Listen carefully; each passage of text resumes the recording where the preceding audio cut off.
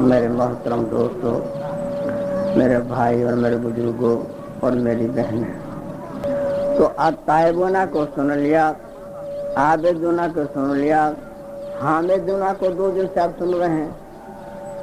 اس حامدون کو، توحید کو توڑنے کے لیے ہندوستان کے کچھ محترموں نے وسیلے کا بہانہ بنایا اور وسیلے کے نام سے توحید کو توڑا۔ تو آج انشاءاللہ تعالی وسیلے کا فیصلہ ہے۔ قرآن کریم کے 6 پارے میں سورہ مائدہ کے 6 رکوع میں 35 نمبر کی آیت ہے۔ اب اس میں 3 احکام ہیں۔ یا ایھا الذین آمنوا اتقوا اللہ، اے ایمان والو اللہ سے ڈرو، ایک بات۔ وابتغوا الیہ الوسیلہ، اللہ کو نزدیک ہونے کے لیے ذریعہ تلاش کرو، دوسری بات۔ وجاہدوا فی سبیلہ، اللہ کی راہ میں محنت کرو، یہ 3 بات، 3 احکام ہیں، ایک ہی آیت ہے۔ تو اللہ تعالیٰ سے ڈرنا تو واجب، اور ڈرنا یہ نہیں جیسے سانپ بچھو سے ڈرتے ہیں، ڈرنا یہ ہے کہ اللہ کے حکم کردہ کاموں کو کرو اور منع کردہ کاموں سے رک جاؤ، یہ ڈرنا ہے، تو یہ تو واجب۔ اور یہ چھلا تیسرا، وجاہدوا فی سبیلہ، اللہ کی راہ میں محنت کرنا، وہ بھی واجب۔ تو یہ بیچ والا مستحب نہیں ہوگا، ایک ہی آیت ہے، ایک ہی آیت کے احکام ہے، تو یہ بھی واجب ہوگا، سمجھا، بیچ والا بھی۔ تو فقہائے کرام نے کسی 4 مسلک ہیں، 4 مسلک میں سے کسی نے بھی وسیلے کو واجب نہیں لکھا، کسی فقہ کی کتاب میں وسیلے کو واجب نہیں لکھا۔ جب وسیلے کو واجب نہیں لکھا تو یہی دلیل ہے کہ قرآن سے وہ ثابت نہیں۔ جو قرآن سے مسئلہ ثابت ہوتا ہے اس کا درجہ فرض کا ہوتا ہے یا واجب کا، اور حضور صلی اللہ علیہ وسلم سے جو مسئلہ ثابت ہوتا ہے، ایک تو سنت موقدہ جو آپ نے کیا اور کرنے کا حکم دیا، ایک سنت غیر موقدہ کہ آپ نے کیا کرنے کا حکم نہیں دیا، باقی مستحب ہے، محتسن ہے، مباح ہے، جائز ہے، یہ کبھی کبھی گاہے گاہے آپ نے کوئی کر لیا اس پر یہ فتویٰ ہوتا ہے، سمجھا۔ تو اس آیت کریمہ سے جو وسیلہ ثابت کرتے ہیں وہ تو بالکل جھوٹے ہیں، قرآن سے وسیلہ ثابت نہیں، سمجھا۔ ترمذی شریف جلد پہلی صفحہ نمبر 46 حدیث نمبر 189، نماز کے بیان میں لکھا ہے، راوی حضرت جابر رضی اللہ تعالیٰ عنہ، آذان کے بعد جو ہم دعا مانگتے ہیں اس میں جو وسیلے کا لفظ آتا ہے اس سے بھی کسی بزرگان دین کا وسیلہ ثابت نہیں۔ اس وسیلے کے لفظ سے یا تو جنت میں کوئی خصوصی جگہ ہے جو حضور صلی اللہ علیہ وسلم ہی کے لیے ہے، اس کا نام وسیلہ ہے، یا تو قیامت کے دن کوئی جگہ ہے جہاں پر آپ کھڑے رہ کر شفاعت کبریٰ کریں گے، اس جگہ کا نام وسیلہ ہے۔ تو حضور صلی اللہ علیہ وسلم نے اپنے امتیوں سے کہا کہ تم اس طرح سے دعا مانگتے رہو کہ اللہ تعالیٰ مجھے وہی وسیلہ عطا فرمائے۔ تو وسیلہ ہے کہاں؟ جہاں جتنا ہوگا اتنا لے کر آپ کے سامنے رکھ دیں گے، فیصلہ آپ دیں گے، حوالے انشاءاللہ ہمارے ذمہ رہیں گے، سمجھا۔ صحیح بخاری شریف جلد تیسری پارہ 24 صفحہ نمبر 218 حدیث نمبر 909 آداب کے بیان میں لکھا ہے۔ دوسری کتاب صحیح مسلم شریف جلد دوم صفحہ نمبر 202 حدیث نمبر 1014 باب نمبر 472 توبہ کے بیان میں لکھا ہے۔ تیسری کتاب مشکات شریف جلد دوم صفحہ نمبر 712 4692 احسان کے بیان میں لکھا ہے۔ چوتھی کتاب مظہر حق جلد چہارم کی پہلی جلد صفحہ نمبر 126۔ صحیح بخاری میں آداب کے بیان میں ہے، صحیح مسلم شریف میں توبہ کے بیان میں، مشکات شریف میں احسان کے بیان میں۔ اب آپ باپ بھی بیان کرتے ہیں پھر بھی کسی کو اعتراض رہے تو اب کیا کریں، آپ کلیجہ چیر کے بتا دیں کیا کریں گے۔ اور الحمدللہ آپ کا بڑودہ شہر کوئی معمولی شہر نہیں ہے، کوئی کتاب لے کر کبھی ہمارے نمبر آجماؤ تو صحیح، قرآن کے تو آجماؤ، کم سے کم ٹیپیں اتارتے ہو سب جگہ آجماؤ تو صحیح کہ صحیح پڑھ رہے ہیں کہ نہیں پڑھ رہے ہیں، کیسا ہی ڈنگو چل رہا ہے۔ دیکھو اس میں جو علماء ربانی ہیں جتنے بھی ہیں انہیں بھلے نمبر یاد نہ ہو، حوالہ یاد نہ ہو، لیکن جب ہم حدیث بیان کریں گے تو الحمدللہ ان کو حرف بحرف یاد ہوگی کہ ہاں صاحب یہاں پڑھ چکے۔ اب کون سی کتاب نہیں بھلے ان کو یاد نہ ہو، مگر ان کو حدیث یاد ہوگی، جب ہم پڑھیں گے تو ان کو یاد آ جائے گی۔ اور جب قرآن کریم کی آیت پڑھیں گے تو حافظ صاحبوں کو بھلے نمبر یاد نہ ہو، لیکن جب ہم پڑھیں گے تو اسی وقت وہ اس آیت کریمہ کو پکڑ لیں گے کہ صاحب ہے، نمبر بھلے یاد نہ ہو، مگر جب پڑھیں گے تو حافظ صاحب پکڑ لے گا۔ ہم 10ویں پارے کا حوالہ دیں اور 15ویں پارے کی آیت پڑھیں گے تو یہ حافظ صاحب برداشت نہیں کریں گے، میرے خالہ جاز بھائی نہیں ہوتے، سمجھے؟ اس میں 2-4 تو کھڑے ہی ہو جائیں گے، ارے حقانی صاحب یہ تو 15ویں پارے کی آیت ہے، تم 10ویں پارے کا کہہ رہے ہو، ایسے پول نہیں چلے گی، سمجھا؟ اب حدیث کے الفاظ سنیے۔ تو حضرت عبداللہ ابن عمر رضی اللہ تعالیٰ عنہ فرماتے ہیں کہ حضور سے فرمایا کہ بنی اسرائیل کے 3 آدمی تھے، وہ راستے میں جا رہے تھے، اتفاق سے بارش آ گیا اور طوفان بھی آ گیا، جنگل کا راستہ تھا، تو ایک غار تھی، غار، اس میں تینوں گھس گئے، اس طوفان سے اور بارش سے بچنے کے لیے اس غار میں گھس گئے۔ اب جو اوپر سے ایک پتھر رکا تو اس غار کے اوپر منہ کیا کہ اوپر دب تھر کے گر گیا، اب نکلنے کا راستہ بند ہو گیا، بارش رک گئی، ہوا رک گیا، مگر اب اس پتھر کو کون ہٹا دے، یہ نکلے کیسے؟ اب تینوں نے بیچاروں نے زور لگایا اس پتھر کو ہٹانے کے لیے، تینوں نے خوب زور لگایا مگر وہ ہلتا بھی نہیں، وہ باپ رے باپ مر گئے، اب کیا کرے؟ تو 3 میں سے ایک نے کہا کہ بھائی کوئی نیک کام کیا ہو تو اس نیک کام کا واسطہ دے کر اللہ سے دعا مانگو، ہو سکتا ہے اللہ پتھر کو ہٹا دے۔ تو ایک آدمی نے دعا مانگنا شروع کی، اس نے کیا کام کیا تھا؟ وہ ایک مزدور کو مزدوری پہ لگایا تھا اور کچھ دھان دینا طے ہوا تھا کہ ہم اتنا دھان آپ کو دیں گے۔ اب جب اس نے مزدوری پوری کر لی تو مالک اس کو دھان دینے لگا، جب دھان دینے لگا تو لینے والے کی غلط فہمی ہو، لینے والے نے کہا تینے زیادہ کہا تھا مجھے کم دے رہا ہے، اس نے مالک نے کہا کہ میں اتنا ہی دے رہا ہوں جتنا کہ کہا تھا، اس مزدور نے نہیں لیا کہ تو مالدار ہے ہمارے غریبوں پہ ظلم کرتا ہے، وہ روٹ کے چلا گیا، نہیں لیا۔ بارش کا موسم آ گیا، اس زمانے میں زمین کا کوئی مالک نہیں تھا، جو وہ اس کی زمین تھی، تو اس مالک نے اس کا جو دھان تھا مزدور کا وہ زمین میں بو دیا، تو ہو سکتا ہے اللہ برکت دے، بہت برکت دیا، بہت دھان ہوا، کچھ بیچا کچھ رکھا، ایسے 2-3 سال کرتا رہا تو کافی ذخیرہ ہو گیا۔ 3-4 سال کے بعد وہ آیا گھومتا گھامتا میری مزدوری دے دے، تو اس اللہ والے نے کہا یہ دھان کے بورے، یہ رقم، یہ جانور سب تیرے، لے جا۔ تو اس نے کہا میری مذاق مت کر، اللہ سے ڈر، میری مزدوری دے دے۔ تو اس نے کہا میں تیری مذاق نہیں کرتا، یہ سب تیرا ہے۔ اس نے پوری تفصیل سے سمجھایا اس کو، تب وہ خوشی خوشی لے گیا۔ تو اس نے اللہ سے دعا کی کہ اے باری تعالیٰ، وہ میرا عمل تجھے راضی کرنے کے لیے تھا تو اس عمل کا واسطہ دیتا اس پتھر کو ہٹا دے۔ تو ذرا سا پتھر ہٹ گیا، تو دوسرے سے کہا دیکھ بھائی دیکھ جا، ہٹ گیا، دیکھ ہٹ گیا نا، ابے تم نے بھی کوئی اچھا کام کیا ہے کہ نہیں کیا، مانگو یار ہٹ جائے گا، وہ نکل جائیں گے، مانگو تم بھی کرو۔ اب دوسرا دعا مانگنے لگا۔ دوسرے نے کیا نیک کام کیا تھا؟ وہ ایک لڑکی پہ عاشق تھا، اور لڑکی کسی طرح سے رضامند نہیں ہو رہی تھی۔ ایک مرتبہ مجبوری کی بنا پر 100 درہم یا 100 دینار پہ رضامند ہو گئی کہ اتنی رقم مجھے تو دے گا تو میں تجھے راضی کر دوں۔ تو اس نے رات دن محنت شروع کر دی، رقم بھیجی کر، اور رقم جمع کر کے اس لڑکی کے ہاتھ میں دے دی۔ لڑکی نے اپنے ہاتھ میں لے لی۔ اب جب لڑکی کا ہاتھ پکڑا تو لڑکی کانپنے لگی۔ تو اس لڑکے نے کہا تو کانپتی کیوں ہے؟ میں نے تیرے پہ ظلم تو نہیں کیا، تو جو مانگی وہ میں دیا ہوں، پھر کیوں کانپتی ہے؟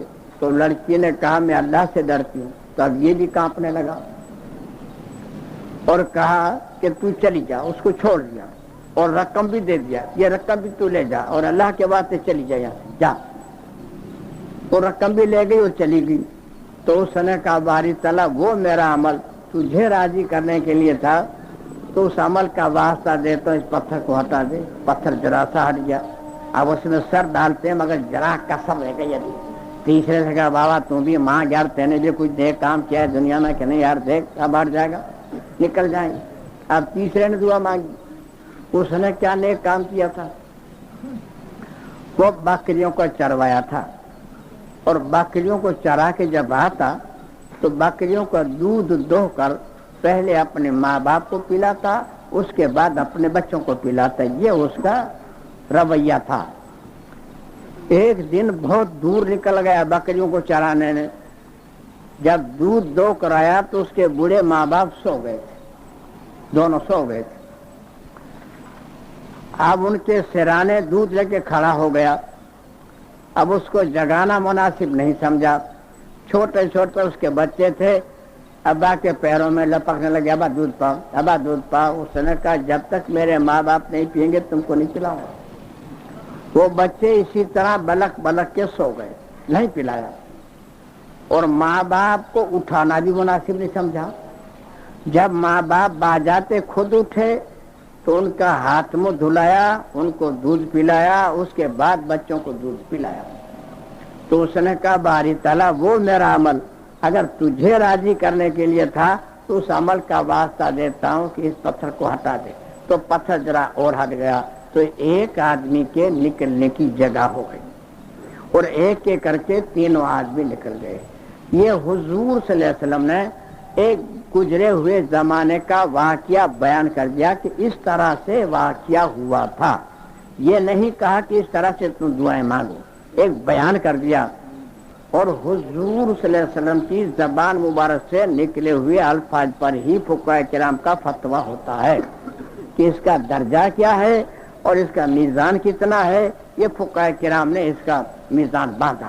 اب اس حدیث پر فقہاء کا فتویٰ سنیے. در مختار اردو ترجمہ غیث الاوتار جلد 4 صفحہ نمبر 230 باب الخطر کے بیان میں لکھا ہے. دوسری کتاب فتاوی عالمگیری جلد 4 صفحہ نمبر 267 کتاب الکراہت کے بیان میں لکھا ہے. تیسری کتاب عین الہدایہ جلد 4 صفحہ نمبر 326 کتاب الکراہت کے بیان میں لکھا ہے. در مختار فتاوی عالمگیری میں کم الفاظ ہیں. عین الہدایہ میں طویل بحث ہے اور مرتبے میں بھی ان دونوں کتابوں سے عین الہدایہ بڑی ہے. تو عین الہدایہ کی عبارت ہم آپ کے سامنے پڑھتے ہیں. لکھا ہے کہ بعض لوگ اپنی مناجات میں یوں دعا مانگتے ہیں کہ بحق محمد رسول مجھ گنہگار کی کر دعا قبول. تو اس طرح سے دعا مانگنا مکروہ ہے. کیوں کہ بحق محمد رسول یعنی اللہ کے اوپر کسی کا حق نہیں اور حق وہ ہوتا ہے بغیر ادا کے چھٹکارا نہیں. جی اللہ جس کو دیتا ہے جو دیتا ہے اس کا فضل ہے اس کی رحیم ہے اس کا کرم ہے. بعض علماء کرام پر فرماتے ہیں کہ حق سے مراد اگر واجب کی لے رہا ہے وجوب کی تب تو مکروہ ہے اور حق سے مراد مستحب محتسن مباح کی لے رہا ہے تو مکروہ نہیں ہے. بہرحال آگے الفاظ یوں ہیں کہ اس طرح دعا مانگے اس طرح سے دعا مانگے کہ باری تعالیٰ تیری رحم و کرم سے اور قرآن کریم کی عظمت کی برکت سے کعبۃ اللہ کی عظمت کی برکت سے اور فلاں سلف صالحین کے عمل صالح کی برکت سے میرا اتنا کام تم کر دے. مخاطب خدا سے ہے. دوسروں کی برکت کے لیے دعا مانگی گئی دعا نام لیا گیا اور اس سے مخاطب پہ اتنا میرا کام کر دے. تو فقہاء کرام اگر اس طرح سے دعا مانگی تو اس میں مذائقہ نہیں ہے یعنی اس میں حرج نہیں ہے. گجراتی میں کیے سے ناظر وعدہ جو نہیں سمجھا بس اتنا درجہ نہ فرض کا درجہ نہ واجب کا درجہ نہ سنت کا درجہ نہ جائز کا درجہ جائز کا بھی نہیں جائز کا بھی نہیں. اتنا ایسا سوراخ ہم کو تاجیے پجوا دیے اور قبریں پجوا دی اور سجدے کروا دی. اتنا سا سوراخ تھا سمجھا. اچھا یہ تو بات اتنی ختم ہوئی. اب آگے چلیں. صحیح بخاری شریف جلد پہلی پارہ 8 صفحہ نمبر 457 حدیث نمبر 1893 بیو کے بیان میں لکھا ہے. دوسری کتاب ترمذی شریف جلد پہلی. ان اللہ ملائکۃ یصلون علی النبی یا ایھا الذین آمنوا صلوا علیہ وسلم تسلیما. جلد پہلی صفحہ نمبر 241 حدیث نمبر 1007 بیو کے بیان میں لکھا ہے. راوی حضرت نعمان بن بشیر رضی اللہ تعالی عنہ فرماتے ہیں کہ حضور صلی اللہ علیہ وسلم فرمایا کہ حلال ظاہر ہے اور حرام ظاہر ہے، اور ان دونوں کے بیچ میں شبہ والی چیز ہے، شک والی باتیں ہیں جو کریں کہ نہ کریں، کریں کہ نہ. ایک شراب حرام، جگار حرام، چوری حرام، جھوٹ بولنا حرام ہے، اور حلال ظاہر ہے. سمجھے؟ نماز پڑھو، روزہ رکھو، سچ بولو، کسی کو تکلیف نہ دو، حلال کمائی کھاؤ. اس کے بیچ میں شک والی باتیں کریں کہ نہ کریں، کریں کہ نہ کریں. تو جو انسان شک والی باتوں سے بچ گیا وہ با درجہ اولا گناہوں سے بچ جائے گا، اور جو شک والی باتوں میں پھنس گیا وہ عن قریب گناہوں میں بھی پھنس جائے گا. پھر حضور صلی اللہ علیہ وسلم نے دلیل سے سمجھایا کہ بڑے بڑے راجا جو ہوتے ہیں نا، ان کے بیڑ ہوتے، بیڑ جنگل میں، اس میں عوام جانور نہیں چر سکتے، حکومت کے ہی جانور چرتے ہیں. کوئی آدمی اس بیڑ کے ارد گرد اپنے جانوروں کو چروائے گا تو یقیناً جانور اس بیڑ میں بھی گھس جائے گا، یعنی شک کے قریب بھی جائے گا تو اس میں پھنس جائے گا. اب اس پر حنفیہ کا فتویٰ درر مختار جلد چہارم صفحہ نمبر 193 باب الخطر کے بیان میں لکھا ہے کہ شک والی باتوں پہ اور بدعت پہ عمل کرنا مکروہ تحریمی ہے. اب کیسے پتہ چلے شک والی بات ہے؟ فتاوی عالمگیری جلد پہلی صفحہ نمبر 233 نوافل کے بیان میں لکھا ہے. دوسری کتاب بین الہدایہ جلد پہلی صفحہ نمبر 743 نوافل کے بیان میں لکھا ہے کہ دو عالموں میں، دو جماعتوں میں اختلاف پڑ گیا. ایک جماعت کہتی ہے کہ یہ بدعت ہے، دوسری جماعت کہتی ہے کہ واجب ہے. واجب اور بدعت میں اختلاف پڑا اور دونوں اپنی اپنی دلیلیں دے رہے ہیں، تو اس بات پہ عمل کیا جائے گا، کیونکہ جب وجوب کی دلیل مل رہی ہے تو بدعت نہیں ہوتی. اور اگر بدعت اور سنت میں اختلاف پڑے، ایک جماعت کہتی ہے کہ سنت ہے، ایک جماعت کہتی ہے بدعت ہے، تو اس کو ترک کر دیا جائے.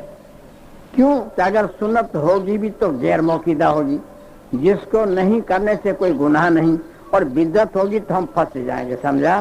یہ تو شک والی باتوں پر.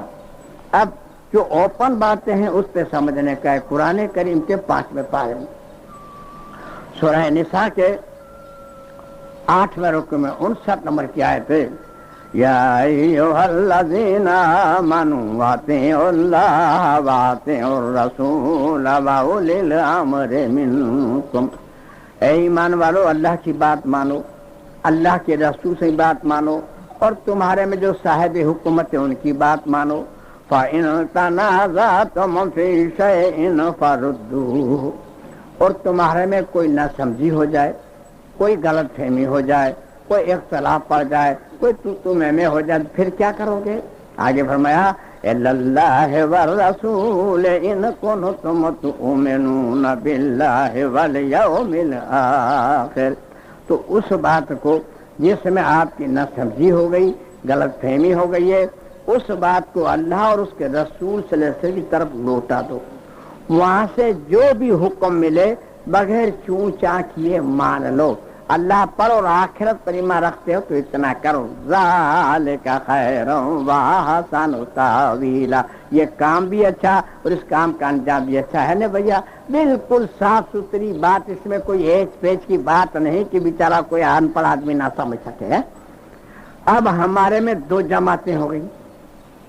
حضور صلی اللہ علیہ وسلم کی حیات طیبہ میں دو جماعتیں ہو گئی.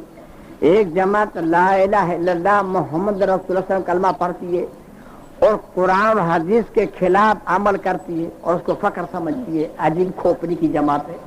ایک جماعت لا الہ الا اللہ محمد رسول اللہ سے کلمہ پڑھتی ہے और कुरान हदीस के तहत में काम करती है। इन दो जमातों का झगड़ा हुजूर से जमाने से लेकर आज तक चल रहा है और कयामत तक चलता रहे। उसको मुनाफिक कहा गया उस जमात को, समझा, कि दीन में वो चीज है नहीं और वो नई चीज दीन में घुसेड़ के लोगों को कहता है कि ये है दीन, ये है सब आपका काम, मुनाफिक उसको कहते हैं, समझा। अब ये हुजूर से जमाने में ही दो जमातें हो गई जिनका बयान कुरान करीम के 18वें पारे में सूरह नूर के 6ठे रुकू में 48 नंबर की आयत में है।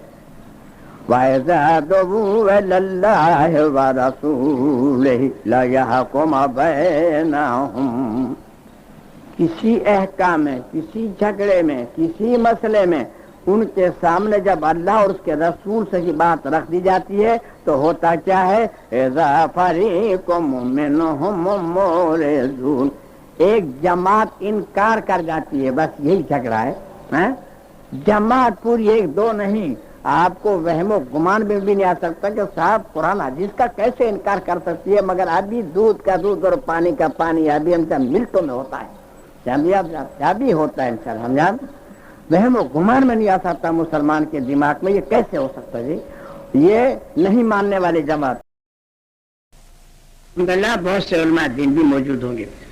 सही बुखारी शरीफ, सही मुस्लिम शरीफ, अबू दाऊद शरीफ, निसाई शरीफ, तिरमिजी शरीफ और इब्ने माजा शरीफ, ये 6 किताबें सासिता की मानी जाती हैं। अभी हम इब्ने माजा के हवाले से बयान करेंगे, एक ही किताब का हवाला देंगे, फिर 2-2, 3-3, 4-4, 5-5 किताबों के इंशाल्लाह हवाले देंगे। अभी एक किताब के हवाले से सुन रहे हैं। इब्ने माजा शरीफ सफा नंबर 240, हदीस नंबर 1581, नमाज जनाजा के बयान में लिखा है। रावी है हजरत जाबिर रजी अल्लाह तआला अन्हु, फरमाते हैं कि हुजूर से फरमाया कि कब्रों को पक्कियां न बनाओ। लो, ये मोहम्मद सल्लल्लाहु अलैहि वसल्लम का हुक्म कि कब्रों को पक्कियां न बनाओ।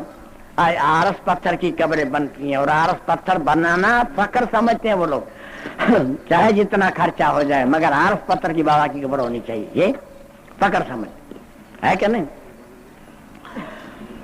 दूसरी हदीस 240 नंबर का सफा, हदीस नंबर अगली 1581 थी, ये है 1582, नमाज जनाजे के बयान में लिखा है। इसके भी रावी हजरत जाबिर रज़ी अल्लाह तआला अन्हु फरमाते हैं कि हुजूर से फरमाया कि कब्रों पर मालूमात करने की अलामतें ना लिखो कि फलां जलाल शाह का मजार ने, फलां जाहिर शाह का मजार ने, फलां, ये ना लिखो। वो भी लिखते हैं, समझा, लिखते हैं ना। इब्ने माजा शरीफ सफा नंबर 240, हदीस नंबर 1583, नमाज जनाजे के बयान में लिखा है। इसके रावी हजरत अबू सईद रजी अल्लाह तआला अन्हु फरमाते हैं कि हुजूर सल्लल्लाहु अलैहि वसल्लम फरमाया कि कब्रों पे मुकर्रबे न बनाओ, कब्रों पे गुम्मतें न बनाओ। और आज इमारतें कितनी बनती है, लाखों रुपए उसमें लग जाते हैं, लाखों रुपए। इतनी मस्जिदें नहीं सजाई जाती, इतने मदरसे नहीं सजाए जाते जितनी की दरगाहें सजाई जाती, और जितनी सजावट ज्यादा होगी इतनी पूजा पाठ होती है। कल समझा चुके आप, समझा। अगर सजावट ना हो, हदीसों पे अमल हो तो पूजा पाठ खत्म, मगर हदीसों पे अमल नहीं, इसलिए पूजा पाठ होती है। आप ज्यादा किताबों के हवाले सुनिए। तिरमिजी शरीफ जिल्द पहली सफा नंबर 203, हदीस नंबर 956, नमाज जनाजे के बयान में लिखा है। दूसरी किताब सही मुस्लिम शरीफ जिल्द पहली सफा नंबर 156, हदीस नंबर 973, बाब नंबर 279, नमाज जनाजे के बयान में लिखा है। तीसरी किताब अबू दाऊद शरीफ जिल्द दोयम पारा 21, सफा नंबर 583, हदीस नंबर 1468, बाब नंबर 617। 3 किताबें और तीनों किताबें सासिता की है। रावी हजरत जाबिर रज़ी अल्लाह तआला अन्हु फरमाते हैं कि हुजूर सल्लल्लाहु अलैहि वसल्लम फरमाया कि कब्रों को पक्कियां ना बनाओ, कब्रों पर मालूमात करने की अलामतें ना लिखो, कब्रों को फला के न चलो, और कब्रों पर गुम्मतें न बनाओ, मुखरबे न बनाओ। ये 4 बातें। इस पर हनफिया का फतवा, फतवा आलमगीरी जिल्द पहली सफा नंबर 233, नमाज जनाजे के बयान में लिखा है कि कब्रों पे कब्रों को पक्कियां बनाना, कब्रों को फैला के चलना, कब्रों पर पेशाब व पैखाना करना, कब्रों पर मालूमात करने की अलामतें लिखना और कब्रों पर गुम्मत बनाना मकरूह तहरीमी है। इमाम अबू हनीफा रहमतुल्लाह का फतवा ऐनुल हिदाया जिल्द पहली सफ़ा नंबर 730 दफन मैयत की सिफ्त के बयान में लिखा है कि कब्रों पर इमारतें बनाना मकरूह तहरीमी है।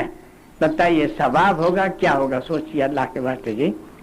और कितना रुपया इसमें खर्च होता है उसका अंदाजा लगाइए। कुरान करीम के 15वें पारे में सूरह बनी इसराइल के तीसरे रुकू में 26 और 27 नंबर की 2 आयतें हैं। बात दिल कुर्बा कहो वल मिस्कीन वबन सबील वला तुबज़िर तबज़ीरा। गरीबों को दो, मस्कीनों को दो, मोहताजों को दो, रकम को बेजा ना उड़ाओ। बेजा रकम किसको कहते हैं? जो शादी ब्याह में खर्च कर डालते हैं, फजूल डेकोरेशन वगैरह में, उसको फजूल कहते हैं। आगे फरमाया इन्नल मुबज़्ज़िरीना कानू इख़वानल शयातीन व कान शैतानु लिरब्बिही कफूरा। फजूल पैसा खर्च करने वाला शैतान का भाई है और शैतान अल्लाह का बहुत ही नाशुक्रा बंदा है। फजूल पैसा खर्च करने वाला शैतान का भाई है। तो मोहम्मद सल्लल्लाहु अलैहि वसल्लम की मुखालिफत में पैसा खर्च करने वाले को क्या कहोगे? शैतान का चचा कहोगे या शैतान का बाप? क्या कहोगे बोलो? फजूल पैसा खर्च करने वाला शैतान का भाई है, तो मोहम्मद की मुखालिफत में पैसा खर्च करने वाले को क्या कहेंगे? कोई ना माने तो आप उससे बरी हैं, मगर आप इसमें हिस्सा बिल्कुल ना रहे। हाँ, उनको ऐसे सवाब पहुंचाना होती अलग बात है, ये आपको कोई मना नहीं करता, समझा? और ऐसाले सवाब का भी सबसे ज्यादा हकदार आपके माँ बाप है। और ये अल्लाह तो जन्नती है ही है, किसको शक है बेईमान को जो वो जन्नती नहीं है? क्या समझता है तुम्हारे माँ बाप को? और ये खाने पीने का लफड़ा न करो, मदरसे में रकम दो और वो पहुंचाओ। खाने पीने में तो आप चाहे जितना करोगे ना कोई उसमें तो गड़बड़ करेगा। बोले यार गोश्त इतना डाल दिया, चावल ढूंढे नहीं मिलते थे लोग। अरे चावल इतने डालिए, गोश्त तो कहीं ढूंढा नहीं मिलता था। बात है कौन समझा? अरे घी इतना डाल दिया कि इसके बाप के घर कहीं खाया जाता होगा ना खावे। अरे घी का तो कतरा था नहीं, ऐसे रूखे रूखे चावल थे। आप जो करो कुछ ना कुछ तो गड़बड़ करेगा। इससे वो पैसा मदरसे में दे तो कोई गड़बड़ नहीं, ना रियाकारी ना कुछ, कोई चूकता नहीं। मगर इसमें आप पैसा न देंगे, आपको हमारी तरफ से वसीयत है, समझा? चाहे बुजुर्ग वाले दिन को बख्श, किसी को कोई मना नहीं करता। तो इनको क्या कहो? शैतान का बाप कहोगे क्या? अब ईमानदारी से बताओ, इन बातों से हमको तौबा लाजिम है कि नहीं? इसीलिए इतनी अल्लाह की तरफ से शरायतें हैं। पहले तौबा करो। तिरमिज़ी शरीफ जिल्द पहली सफ़ा नंबर 203 हदीस व 954 नमाज जनाजे के बारे में लिखा है। दूसरी किताब सही मुस्लिम शरीफ जिल्द पहली सफ़ा नंबर 156 हदीस नंबर 972 बाब नंबर 279 नमाज जनाजे के बारे में लिखा है। तीसरी किताब अबू दाऊद शरीफ जिल्द 2 पारा 21 सफ़ा नंबर 581 हदीस नंबर 1661 बाब नंबर 613। चौथी किताब निसाई शरीफ जिल्द पहली सफ़ा नंबर 496 496 चार किताबों के हवाले हैं, चारों सासिता की किताबें हैं। रावी हजरत अबुल हयाज अस्दी रज़ी अल्लाह तआला अन्हु फरमाते हैं कि हजरत अली रज़ी अल्लाह तआला अन्हु जब खलीफा हुए ना तो मुझे बुलाया और बुलाकर कहा, ए अबुल हयाज अस्दी, मैं तुझे वो हुक्म ना दूं जो मोहम्मद सल्लल्लाहु अलैहि वसल्लम ने मुझे हुक्म दिया था? तो अबुल हयाज अस्दी रज़ी अल्लाह तआला ने फरमाया, या अमीरुल मोमिनीन, मुझे जरूर हुक्म दीजिए जो मोहम्मद से आपको हुक्म दिया था। तो हजरत अली रज़ी अल्लाह तआला ने फरमाया कि जाओ, जहां पर बड़ी कब्रें हों उनको तोड़कर छोटी कर दो और बुत परस्ती को मिटा दो। ये हुजूर सल्लल्लाहु अलैहि वसल्लम का शाही हुक्म हजरत अली रज़ी अल्लाह तआला को मिला था और हजरत अली रज़ी अल्लाह तआला की खिलाफत में शाही हुक्म हजरत अबुल हयाज अस्दी रज़ी अल्लाह तआला को मिला। और चार किताबों के हवाले, चारों सासिता की किताबें। लेकिन आज कितनी बड़ी बड़ी कब्रें बनाई जाती हैं कि एक आदमी कब्र के उधर खड़ा है, एक आदमी कब्र के इधर खड़ा है, तो पता नहीं चलता कि उधर मर्द खड़ा है कि औरत खड़ा है, इतनी दिखता ही नहीं आती। अगर छोटी कब्र बनावे तो चादर में कपड़ा क्या आएगा मुजावर को है? जरा बड़ी कब्र हो तो कोई चादर में कपड़ा दिया है। तो हिंदुस्तान में 100 में 90% गलत मजार हैं। 90%, 10% सही है। हमने आपने कहीं आपको तजर्बा हुआ होगा, कहीं तो 10 गजा पीर है, कहीं 15 गजा पीर है, कहीं 20 गजा पीर है, कहीं 25 गजा पीर है, कहीं 30 गजा पीर है, कहीं 35 गजा पीर है, कहीं 40 गजा पीर। 40 गज की कब्र लंबी है। उसका नाम ये है, इसके दादे बादे का नाम कुछ नहीं है। किस खानदान का है, इसका बाप कौन सा रही, कुछ नहीं। इस बापा का नाम क्या, 30 गजा पीर, 40 गजा पीर, 35 गजा पीर। समझे आप इतना लंबा आदमी हुजूर से उम्मत में कोई हुआ ही नहीं। मगर हिंदुस्तान की जहालत को देखिए, 40 गज कब्र लंबी बना के पुजवा रहे और हम पूछ रहे। अब साल भर में कोई 1-2 आदमी तो भोले मिलेंगे कि नहीं मिलेंगे? अक्लमंद की खोराक भोलापन है। अगर एक आदमी चादर चढ़ाने की मन्नत मानी है और कुदरती काम बन गया उसका, तो पूरा थान खरीदेगा, तब जाके चादर का होगा। जब पूरी चादर एक थान खरीदेगा तो चलेगी। जब एक चादर चढ़ जाएगी थान पूरा, तो मुजावर के पूरे खानदान के कपड़े हो जाएंगे, झमेला ही खत्म। समझे? अब साल भर में एक आदमी कोई मिल ही जाएगा। इसलिए इतनी बड़ी बड़ी कब्रें बना के पूज रहे हैं और हम पुजा रहे हैं और हम पूज रहे हैं। ये हमारे भोलेपन का आलम देखिए। हैं? आपको कहीं तजर्बा हुआ होगा, बाहर निकले होंगे तो, और उसका नाम यही है, इतना गजा पीर। और कुछ नाम नहीं है उसका, उसके दादे का बाप का कुछ नाम नहीं, कहाँ का रहने वाला कुछ नहीं, बस यही। अब जब कब्र बन गई बराबर, तो अब क्या करेंगे? अब उसमें फूल चढ़ाएंगे। फूल भी चढ़ाएंगे ना। अब फूल को सुन लीजिए, सही बुखारी शरीफ जिल्द पहली, यानी एक एक पॉइंट आपको इंशाल्लाह बताएंगे। कुरान को बाद में लाएंगे, बाद में कुरान को लाएंगे। सही बुखारी शरीफ जिल्द पहली, पारा पहला, सफा नंबर 64, हदीस नंबर 211। तहारत के बारे में लिखा है। दूसरी किताब सही मुस्लिम शरीफ जिल्द पहली, सफा नंबर 51, हदीस नंबर 250, बाब नंबर 103। तहारत के बारे में लिखा है। तीसरी किताब निसाई शरीफ जिल्द पहली, सफा नंबर 501।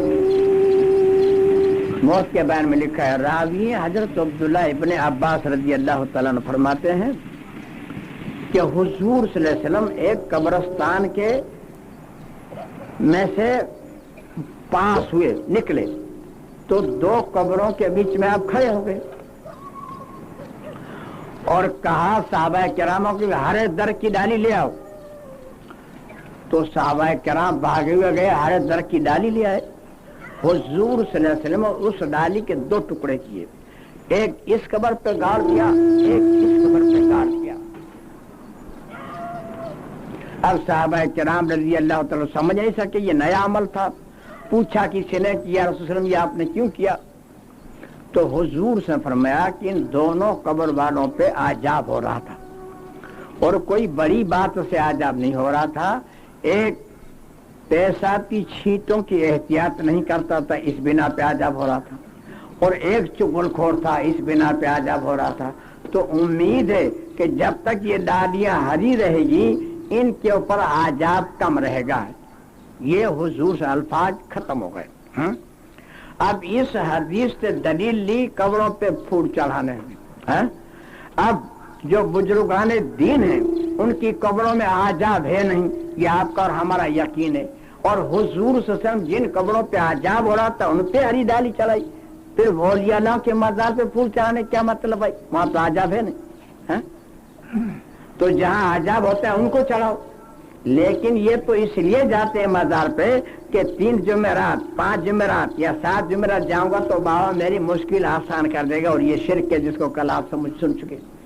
समझा भाई मेरे? वो तो हुजूर सल्लल्लाहु अलैहि वसल्लम के हाथ मुबारक की बरकत थी कि उनके ऊपर आजाब कम हो। हम तो किसी के ऊपर पूरा दर्ख रख दे तब भी क्या होगा? हमारे पे जो आजाब मुसल्लत है उसको हम नहीं हटा सकते, तो दूसरों के आजाब को क्या पत्ते डालेंगे हम? हमारे पर ही आजाब मुसल्लत को नहीं हटा पा रहे, दूसरे के आजाब को क्या हटाएंगे? वो तो हुजूर सल्लल्लाहु अलैहि वसल्लम के हाथ मुबारक की बरकत थी जो उस पे आजाब कम रहे। اور اس سے یہ دلیل لینے لگے اور یہ کر کے شرک کو شروع کر دیا ان لوگوں نے. سمجھا؟ اب مزار بن چکا، گنبد محمد بن چکے، اب عرس بھی کریں گے، عرس نہیں کریں گے تو آمدنی نہیں ہوگی. سمجھا؟ مشکات شریف جلد پہلی صفحہ نمبر 196 حدیث نمبر 860 درود شریف کے بارے میں لکھا ہے. دوسری کتاب مذاہب کی جلد پہلی صفحہ نمبر 299 درود شریف کے بارے میں لکھا ہے. راوی حضرت ابو ہریرہ رضی اللہ تعالیٰ فرماتے ہیں کہ حضور سے فرمایا کہ میری قبر کو عید مت بنانا، یعنی سب مل کے میلہ مت کرنا، تم میرے پر درود شریف بھیجا کرو، تمہارے درود شریف مجھ تک پہنچائے جاتے ہیں. اللہ تعالیٰ نے اپنے محبوب صلی اللہ علیہ وسلم کی قبر مبارک کی ایسی حفاظت فرمائی کہ عقل حیران ہے. جیسے مکے میں لاکھوں آدمی جمع ہوتے ہیں، اس طرح سے مدینے میں جمع نہیں ہونے دیا جاتا. ایک جماعت جاتی ہے، ایک آتی ہے، ایک جاتی ہے، ایک جاتی ہے. ایک ہفتہ رہنے کی اجازت کہ 40 نمازیں با جماعت حضور صلی اللہ علیہ وسلم کے دربار میں پڑھنے. اس سے زیادہ اگر رہنا ہے آپ کو تو آپ اپلیکیشن کیجئے، منظوری ملے تو رہیے، نہیں تو نہیں. سمجھا؟ ایسی حفاظت کی کہ عقل سے باہر کی بات. لیکن ہم ہندوستانی ہیں، ہندو صاحبان میلہ کریں تو ہم کیوں نہ کریں؟ تو ہم نے نام رکھا عرس مبارک. عرس اور مبارک یہ کون سے مجاور پہ وہی اتری تھی بتائیے تو؟ عرس اور پھر مبارک یہ کسی مجاور پہ وہی تو اتری ہوگی نا، بغیر کیسے پتہ چلے کہ مبارک ہے؟ ہم نام رکھے، ہم ہی مبارک کریں. ایک لطیفہ سنیے بغیر صفحے کا. ایک کھیت تھا، کھیت باڑی تھی، اس میں بیچارہ کھیت والا اس باڑی میں بینگن بوتا تھا. تو ایک آدمی بینگن چورانے کے لیے آوے. اس کا چور کا نام تھا تلا تل دھاری. سمجھا؟ تلا تل دھاری اس کا نام تھا. تو باڑی میں جاوے رات کو 12-1 بجے اور ایک کونے پر کھڑا رہ کر کہے باڑی رے باڑی تجھے پوچھے تلا تل دھاری 2-4 بینگن توڑ لوں. تو خود بات خود کہے توڑ لے نا 10-12. تو 10-12 بینگن توڑ کے جولی میں ڈال کے چلا جاؤ. اس کا کہنا یہ تھا کہ میں تو اجازت لے کے لیتا ہوں، چوری کا کرتا ہوں. یہ خود یہ سمجھ رہا تھا. سمجھے؟ ایک مرتبہ کھیت کے مالک نے پورے کھیت کو چکر لگایا تو ایک کونے پہ بینگن ہی نہیں تھے. وہ سمجھ گیا کہ کوئی چور آتا ہے. اگر جانور کھاتا تو آدھا بینگن کھاتا، آدھا ٹنگا دیتا ہے. جڑ سے جانور نہیں کھا سکتا، یہ تو پوری جڑ سے ہی نہیں ہے تو کوئی چور آتا ہے. چھپ کے بیٹھ گیا. ایک رات آیا، وہ رات کو کھڑا رہا کونے پر، کہتا ہے باڑی رے باڑی تجھے پوچھے تلا تل دھاری 2-4 بینگن توڑ لوں. تو خود بخود کہتا ہے توڑیں 10-12. فٹافٹ توڑ کے جھولے میں ڈال کے چلتا ہوا. تو اس نے پیچھے سے آگے تیرے باپ کا کھیت ہے، آدھا کھیت کھا گیا. آرام کا کھاؤ، آدھا کھیت کھا گیا. پکڑ کے لے گیا کنویں پر. اس کے ہاتھ باندھے اور پیر باندھے اور کمر میں رسی باندھی اور کنویں میں اتارا. اب اس کھیت والے کا نام تھا کھیما پھوا. تو کنویں کو کہتا ہے کنوارے کنواں تجھے پوچھے کھیما پھوا 2-4 گوتے کھلا لوں اس کو. تو خود بخود کہتا ہے کھلا لینا 10-12. تو ڈپڑو گوتے کھلا لیں. یہ جب اللہ تعالیٰ گوتے کھلائے گا تب پتہ چلے گا مبارک تھا کہ گڑبڑ تھا. پھر کہیں گے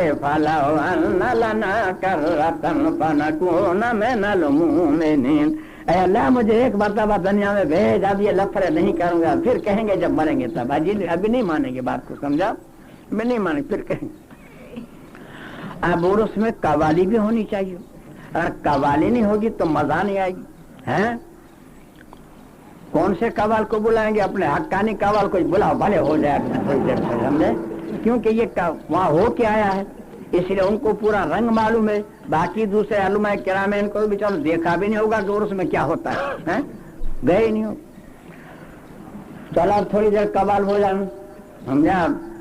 جب قوالی کا وقت آتا ہے تو سجادے نشین جو ہوتے ہیں نا ایسے سج کے آتے ہیں، ایسے سج کے آتے ہیں، معلوم یہ ہوتا ہے کہ آسمان سے فرشتے اترے ہوئے ہیں، اور ایک طرف مرد سج کے بیٹھتے ہیں اور ایک طرف عورتیں ایسی سج کے آتی ہیں جیسے کہ آج ہی ان کی نکاح ہونے والی ہے، سمجھا؟ ایسی سج کے آتی ہیں، اور گھر میں تو ایسے گندے کپڑے پہنے جی کہ جی میں آگے اس کو طلاق دے دیں دوسری عورت کر لیں، ایسے گندے کپڑے پہنے جی۔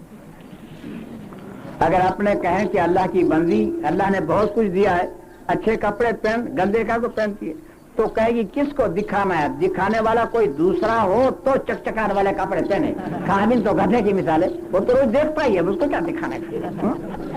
حالانکہ چکچکار کرنے کا حکم خاوند کے لیے ہے تاکہ خاوند کو نفرت نہ ہو جائے، مگر یہ نہ خاوند کے لیے چکچکار نہیں کرے گی، ایسے گندے میرے کچرے کپڑے پہنے گی۔ اور کہیں جانے کا دے دو ان کو اجازت، کہیں جانے کا ہوگا تو 2 گھنٹے پہلے سے سجے گی، خوب سجے گی، پھر یوں دیکھے گی، یوں دیکھے گی، اب ٹھیک ہے چلا، سمجھا؟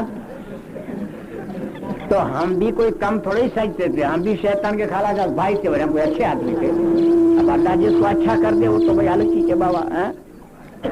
اب ہمارا معاملہ تو ایسا ہے، سوچ ہوئے کھا کے بلی حج کو چلی، اب اللہ قبول کرے بیچاری کا حج، اور نماز تو ہمارے میں ایک بھی نہ پڑھے، وہ ہمارے پیرے مغا مجاور نماز نہ پڑھے تو ہم کیا کو پڑھے؟ نماز تو ایک بھی نہ پڑھے، سمجھا؟ ہاں بس، اور اس کے شیطان ہی سب۔ اب قوالی شروع ہوتی ہے تو پہلے 15-20 منٹ تو 7 بجتے ہیں، اس کے بعد شروع ہوتی ہے ادائے ناز کو ظالم تیری، ادائے ناز کو ظالم تیری شمشیر کہتے ہیں، تو مجاور کہیں گے واہ سبحان اللہ سبحان اللہ، سبحان اللہ کیا تختہ بتائی، کوئی مارے پتی مسئلہ ہے؟ ایسے ہی سب ہوتے ہیں اس میں۔ ادائے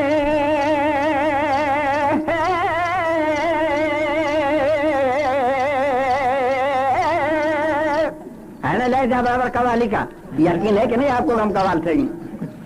ادائے ناز کو ظالم تیری شمشیر کہتے ہیں، اور کلیجے میں جو چبھ جائے اسی کو تیر کہتے ہیں، دیکھنا تھن کلیجے میں جو چبھ جائے اسی کو تیر کہتے ہیں۔ ایسا پیسوں کی بارش برس رہی ہے، سمجھے آپ، اور سبحان اللہ کے نعرے لگ رہے ہیں، یہ سب ہم وسیلہ لینے کے گئے ہیں، سمجھے، سب وسیلہ لینے کے گئے۔ کم قوال ہوتے ہیں تو 4 چیزیں گانے کو ملتی ہیں، زیادہ قوال ہوتے ہیں تو 2 چیزیں گانے کو ملتی ہیں۔ تو ایک جگہ پر قوال کم تھے تو 4 چیزوں کا تھا نا، ہمارا نمبر تھا، ہمارا نمبر چل رہا تھا، تو پہلی نعت چل رہی تھی تو بیچارے 2 شرابی گرتے پتھرتے گیسے پڑتے چلے آ رہے تھے، ہمارا ڈھولک والا دیکھ گیا اس کو، تو ڈھولک بجاتے بجاتے مجھے ایسی کونی مارتے، یوں کونی مارتے، یہ اشارہ کرتا ہے کہ پینے پہ گاؤ تو مان ملے گا، آ رہے ہیں تو میں بھی دیکھ لیا، میں نے بھی اس کو کونی مار دی، بھلے وہ غلط ہے لیکن غلط کے بھی قانون تو ہوتے ہی ہیں، اب ایک چیز ختم ہو جائے تب دوسری اٹھ سکتی ہے، وہ ایک چیز ہماری ختم ہو گئی، وہ بیچارہ آ کے بیٹھ گئے، اب ہم نے چیز اٹھائے، اس سے پیسے نکالنے کے ہم کو، سمجھا؟ چاند سے دل کو لگا کے پی، تم چاند سے دل کو لگا کے پی، کیا پی پینے والوں سے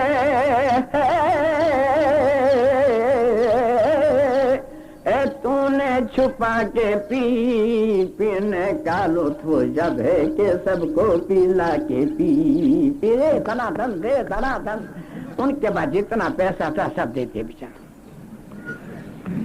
سردی کی موسم تھی، 5 بجے محفل ختم ہو گئی سب، تو میرا ڈھولک والا چائے پینے گیا تو میرے کو بولے حقانی صاحب وہ دونوں شرابی جو تھے نا ان کے بعد چائے کا پیسہ نہیں ہے، بیچارے ایسے ہی بیٹھے ہیں، اگر کچھ دو تو دیا ہوں، تو ایمان اللہ کی بات پہ میں نے 5 روپے کی نوٹ دی، میں نے دیا، اس زمانے میں بھیا 2 پیسے کی چائے ملے ہیں، 5 روپے کی نوٹ دی، میں نے کہا دیا، بتائیے، یہ ہم گئے ہیں سب وسیلہ لینے کے لیے۔ اب حدیث کو سنیے. مشکا شریف جلد 2 صفحہ نمبر 565 حدیث نمبر 3465 شراب کی وعید کے بارے میں لکھا ہے. دوسری کتاب مظہر حق جلد 3 صفحہ نمبر 334 راوی حضرت ابو امامہ رضی اللہ تعالیٰ فرماتے ہیں کہ حضور سے فرمایا کہ مجھے اللہ تعالیٰ نے کل کائنات کے لیے رحمت بنا کر بھیجا ہے اور بت پرستی کو اور یہ صلیب کو اور میزامیر کو مٹانے کا حکم فرمایا، یعنی گانے بجانے کو مٹانے کا حکم فرمایا ہے. جس کو حضور سے مٹانے کے لیے آئے تھے اس کو آج یہ امت پیسہ دے کر آباد کرتی ہے. یہ مقابلہ نہیں ہو رہا تو کیا ہو رہا ہے بتائیے؟ پیسہ دے کر آباد کرتی ہے. سوچو اللہ کے بات ہے. مشکات شریف جلد 2 صفحہ نمبر 699 حدیث نمبر 4571 دوسری کتاب مظہر حق جلد 4 کی پہلی صفحہ نمبر 91 راوی حضرت جابر رضی اللہ تعالیٰ فرماتے ہیں کہ حضور سے فرمایا کہ گانا نفاق کو اس طرح بڑھاتا ہے جیسا پانی کھیتی کو اگاتا ہے. یہ حدیث ہے. اب یہ گانے بجائے پر فقہاء کرام کا فتویٰ سنیے. فتاوی عالمگیری جلد 4 صفحہ نمبر 320 کراہت کے بیان میں لکھا ہے کہ ہمارے زمانے میں صوفیاء کرام گانا قوالی اور ناچ کرواتے ہیں، وہ حرام ہے. وہاں جانا وہ جگہ پر بیٹھنا جائز نہیں ہے. عین الہدایہ جلد 4 صفحہ نمبر 290 کراہت کے بیان میں لکھا ہے کہ ہمارے زمانے میں صوفیاء کرام گانا قوالی اور ناچ کرواتے ہیں، وہ حرام ہے. وہاں جانا اس جگہ پر بیٹھنا جائز نہیں. فتاوی عالمگیری جلد 1 صفحہ نمبر 20 مقدمہ میں لکھا ہے کہ قوالی سے بھیک مانگنا حرام ہے. جب قوالی سے بھیک مانگنا حرام ہے تو قوالی سے بھیک مانگنے والے کو بھیک دینا بھی حرام ہے. در مختار غیب تلاوت جلد 4 صفحہ نمبر 247 باب الخطر کے بیان میں لکھا ہے کہ ساز بجانے والوں کو ساز بجانے کی اجرت لینا حرام ہے. جب لینا حرام ہے تو دینا بھی حرام ہے. قرآن کریم کے دوسرے پارے میں سورہ بقرہ کے 21 رکوع میں 170 نمبر کی آیت ہے وَإِذَا قِيلَ لَهُمُ اتَّبِعُوا مَا أَنزَلَ اللَّهُ. جب انہیں کہا جاتا ہے کہ اللہ کی بات کو مان لو تو کیا کہتے ہیں؟ قَالُوا بَلْ نَتَّبِعُ مَا أَلْفَيْنَا عَلَيْهِ آبَاءَنَا. نہیں جی ہم تو اپنے باپ دادے کے طریقے پر چلیں گے. تو اللہ تعالیٰ فرماتے ہیں أَوَلَوْ كَانَ آبَاؤُهُمْ لَا يَعْقِلُونَ شَيْئًا وَلَا يَهْتَدُونَ. ان کے باپ دادے کچھ بھی نہ جانتے ہوں، بالکل گم کرتا رہا ہوں، پھر بھی باپ دادے کی تقلید کرنی کون سی شرافت اور عقل مندی تھی بھائی میرے. ان کے لیے اتنی شرائطیں ہیں. پہلے توبہ کر لو.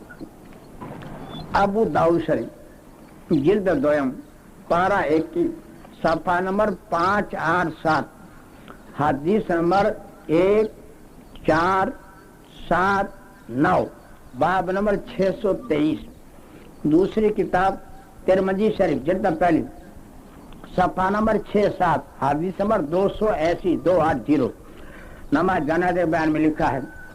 تیسری کتاب نسائی شریف جلد 1 صفحہ نمبر 493 موت کے بیان میں لکھا ہے